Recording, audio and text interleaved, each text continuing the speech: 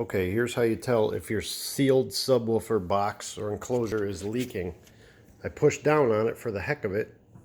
I can hear air escaping somewhere over here. So I got some soapy water. Spray her down where you think it's coming from. And just push on the subwoofer. And there you go. Leaking right there from the seal.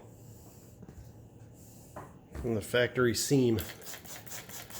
Probably got to be sealed on the inside with some more caulk. But this is probably a 15-year-old box, so it doesn't surprise me. But that's how you check for a little soap and water, spray bottle, spray the area, spray around the sub.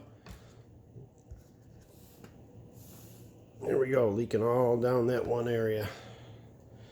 And once you seal that up, double check it, let it dry overnight, check it again, and seal it all up for some nice clear base. Have a good one, guys. Thanks.